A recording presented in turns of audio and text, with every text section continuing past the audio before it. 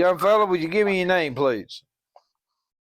Yes, sir. My name is Tommy Lee Sears. Mr. Sears, this is a follow-up video or interview with the incarceration series. Do you give me permission to publish this on social media? Yes, sir, I do. Just kind of give me a biography of your life. Start me back when you was a young man. Yes, sir. When I was younger, I mentioned before, I felt like my life was kind of mediocre. I mean, I had a stepdad. My dad wasn't quite there, unfortunately. He was doing prison time himself. For the most part, I grew up on the wild side a little bit hyperactive, but it was controlled for the most part. Mother tried to help a little bit of that control with the whippings, which never went down too well. Then it turned about teenagers, started playing with the drugs a little bit, smoking pot with the wrong people, and then ventured out to playing with pills. And then I turned 16, thinking I was a man, wanted to quit school, go to work. God bless, and then God helped me out with a job. 16, doing the side and the windows, and that went well for a short period. Me trying to be older than I was, wound up making some very bad alcohol-related mistakes, and wound up with some larceny and motor vehicle charges, and then probation, which of course didn't work right because I wasn't doing the right thing. So probation didn't last long, so I wound up doing a month in prison at 16, which was minor, but to me it was very major. Then I got out from there, doing well, thinking I was focused, but I wasn't. I was still dabbling in the drugs and seeing what I could get away with. Wound up with more charges, probation, to age of 19, which again wound up not lasting long. I did a little 4 months in prison that time, a little longer. Not enough, I don't think, but it was a little longer. I got out from there about age 21, instead of drinking alcohol a lot and messing with pills. Wound up in a car accident-related brain injury where I was thrown from the vehicle and shivered my brain in 7 places. I was in a coma for 4 days, hospital for 37 days, taught me to walk, talk, coordinate. Very, very, very blessed to have came back from that with minimum repercussions, minimum at all. Very thankful. I had my mother. She was always there with me during the hospital, bless her heart. Couldn't imagine how it felt for them.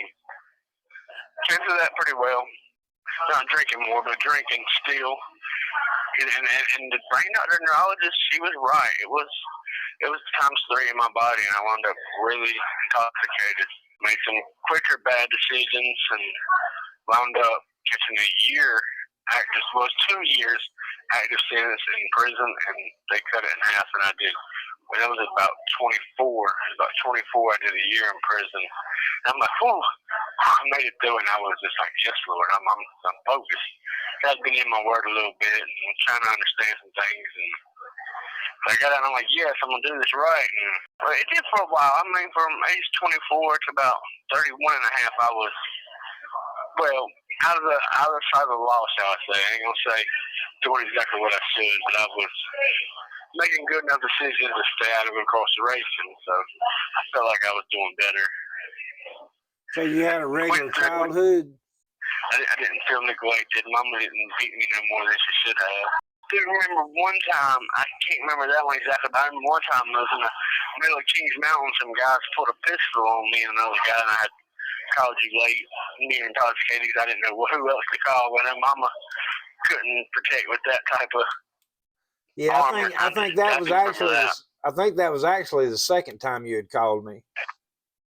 I come to get you, and you were actually already gone. Somehow or another, you done called another ride or something.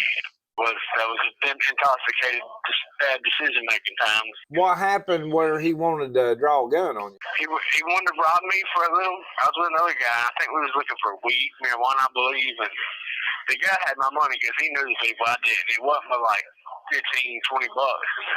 The guy put out the gun. He's like, "Give me the money." I said, "I don't got it." I said, "He's got the money." I looked at the guy. I said, "Give him the." I looked at the guy. I said, "Give him the money." And he's a big tough guy. He used to this pistol life, and I'm not. I'm hands in the air. I had a knife on me, a 9-inch knife in my waistband.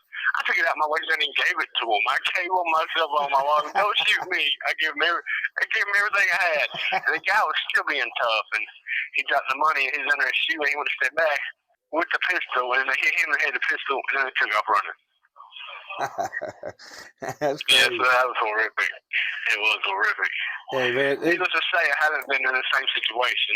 Like, here I am in prison in North Carolina with 5-year sentence, which is like really sad and stuff. But in Florida, before I came back home, I made a couple big mistakes that I should have pulled 5 to 10 years down there the way they give it out. And I'm just so thankful for His grace that was always helping me, even when I wasn't doing right. He had His hand on me, guiding me through the crap. Yeah, Florida's got a no tolerance law. Yeah, they don't play. They don't play at all. Sometimes God will let us get into a place so that we can mature. And that's no doubt what I know He's doing for me here. No doubt at all. And even throughout that process of growing up with the bad decisions, I did manage to have, by His grace, I had 3 wives, which alcohol and drugs messed every one of them up, I can say. Every one of them with bad decisions. Never hurting them, because I wasn't that guy that hurt my lady, but in other ways they did mess it up. Was Chris a godly figure for you? Yes, sir, he was. He was a very blessed man of God that came into my mother's life right at the right time, because we definitely needed some direction. He was able to bless us from the Lord, with the Lord, with that. Long suffering? Oh, yeah. Peaceful, nice man. Good man, guy. Like, I can't even count the time that he whooped me. Between Mama not wanting to let go of that authority, and between him not wanting to, I can't see a time that he ever whooped me. What about your marriage? The first 2 was quickly ended by alcohol, and then the third one, which had my first child, Angelie, to me, my most honorable gift from God that I can see, aside from sparing my life at the brain injury, I can definitely see Him allowing me to bring forth a daughter as the second best gift ever. And that marriage, drugs, brought them to the table, and then before I even had it, I'm talking like a matter of 8 months, Brent was running behind. We was pushing apart. Drugs was coming in between us. DSS was involved, and she did what she was supposed to for DSS. I was very proud of her. And me, being prideful, no, I'm not doing a urine sample. No, you're not plucking my hair. No, you're not sticking that swab in my mouth. And I wouldn't do it now. And I just thought, like, I'm so quick doing these drugs, and then I'll go get them the clean samples, and they'll never know what I was doing that was wrong, aside from denying their drug screens. And needless to say, that I couldn't stop doing the drugs, and it just got more control over my life. And just being ripped away from my baby hurt so much. But no matter how bad I wanted to get clean, I wanted to think that I wanted to do it for her. But it wouldn't work like that. It didn't work like that. It wasn't until, because I did finally quit doing methamphetamines before I got locked up. I finally let go of it. And it was very hard to let go of, because I was doing the needle at that point for about 6 months. But I had finally stopped doing it. I said, if you don't stop, this stuff's going to kill you. So I was able to stop shooting dope, methamphetamines. I got back to donating plasma, which I do kind of think helped with like the mental side of the prick relief, maybe, sort of. But then I wound up overcompensating with alcohol, got really drunk off very little, wounded up flipping out on my family, raising a big ruckus, barging myself into my wife's trailer to talk to my mother, which I was way too drunk to talk coherently to anybody. I stopped shooting dope, thank God, because I wondered if I was going to be able to stop, but I feel like I did. And then I overcompensated with alcohol, wound up blackout, don't remember very few pieces that I remember at all, drunk. When I was showing up at my wife's trailer, what I thought was to talk to my mom about seeing my baby.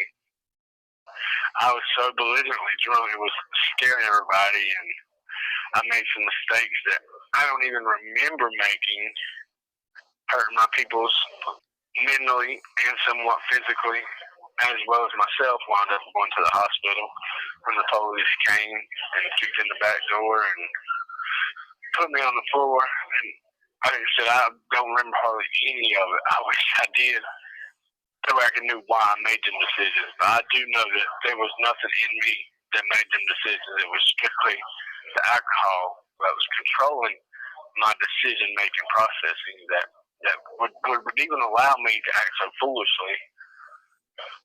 So after all that happened, then here I go to the county, sitting in the county jail, not hearing from nobody because they're all mad at me. And as I mentioned, I talked to nobody.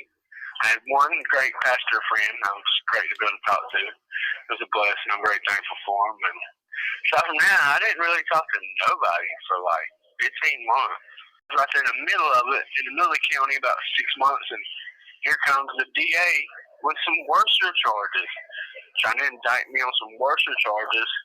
And the first plea bargain she gave me was like 10 years. I think I threw up a little bit that day whenever I went back to the cell, and it was really baffling. And after I talked to the lawyer and stuff, they listened to plea a little bit. Tell me about your trip. What happened when you left North Carolina? Oh yeah, that was right before I came. I had a couple charges. The judge was talking about giving me an active little 4 months, and I don't want to be still drug thinking. I was thinking, I don't want to be away from my baby.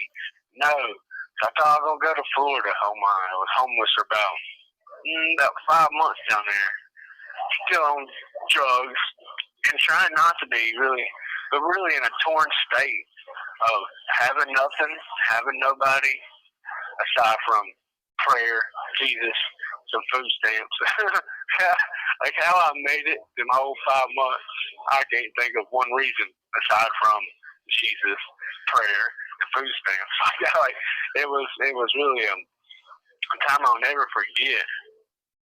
And finally, I came to like twice. I tried to come back. The second time I did come back and stay. But I tried to come back, and then I came back, and things still wouldn't work out with me and the family just right. So then I ran back to Florida, making bad decisions and around the wrong people and learning nothing, except for how much worse that I could make it on myself. That's where I wanted to be, that's where I would be.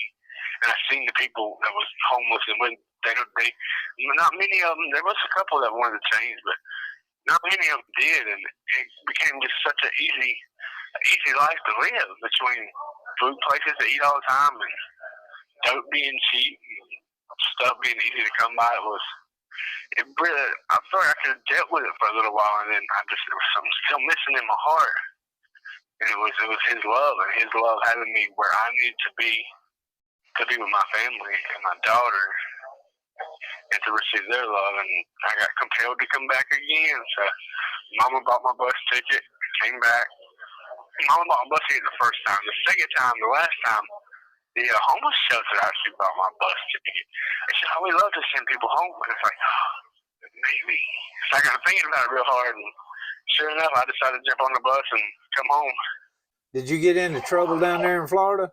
I did get locked up one time. I was stealing a beer, being stupid, stole a beer at a store, and then wound up going back the next morning, and they called the police, locked me up. But when I went to Florida jail, I don't know how they do things, but I actually didn't even make it past the magistrate.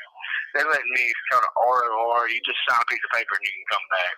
I guess the charges wasn't serious enough, so they let me out. But then I wound up later on making some worse decisions of taking a vehicle that, thank God, I never got caught for, which I didn't trash it or wreck it. I kind of gave it back to them.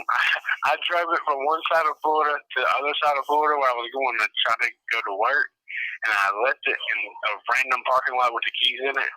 I went by a week later, I seen that the police had gotten it. So they got their car back, and thank God I didn't go to prison for 7 to 10 years. Because only God knows the reasons of how and why he didn't allow the things that could have happened to happen to us, and I know that. Well, I know that God told me one time, because I had this crazy idea that God was waiting for me to get between a rock and a hard place and he could smash me like a bug and kill me. because I asked him, I said, why did you keep me alive? He told me, he said, son, I wish it none to perish. And I realized had I died in the midst of that mess, that there would have been no chance of salvation for me. I don't know, you can pray about it, so how you feel, but I really think you should make your interview, your finale, whenever you get there. You know, I'm Who knows? The Lord might never want to. now, I've been thinking about it since I started all these interviews. This has been about a year now. I've been thinking about it just to, you know, put it out there to just simply show, you know, nobody's special. Every one of us make these kind of decisions. And it's the grace of God that keeps us, you know, if we'll allow him to mature us in it. Yes, sir. I'll be praying with you. Yeah, man. Yeah, I mean, you know, some of the stuff, like you say, some of it's just simply ashamed of yourself. You can't believe that you've done such a thing. And some of the other stuff, you wouldn't want nobody to know you actually was that kind of person. Right. Well, is there anything that you'd like to say to your family, to your daughter, to your wife? Anything that you'd like to say to Chris? Yes, sir, absolutely. I appreciate that. My family, I love all y'all. The wife, I thank God that he put her in place, one to give me a child. That came with two stepchildren whom I love so much. So I'm thankful that he gave me that capacity in myself to be able to love some more kids and some more family. I'm just so sorry to my family for any of the pain, anguish, mentally or physically that I've caused them at all. And I'm just praying daily that they find in their heart to forgive me all the way, and I pray that God will help to make a reconciliation as he may and when he may. I know it's going to be in his time, and that season, there's nothing more perfect than his season of everything, That's something I'm learning as I'm going through a different kind of season in my life, and a blessed season, honestly, a blessed season, because he chose the opportunity to give me the opportunity to want his will, to understand his word, to have forgiveness, to seek repentance. It's just been great. It's just been good stuff, and I appreciate you. I appreciate the ministry that God's doing through you and with you. I love my family. I love you, brother.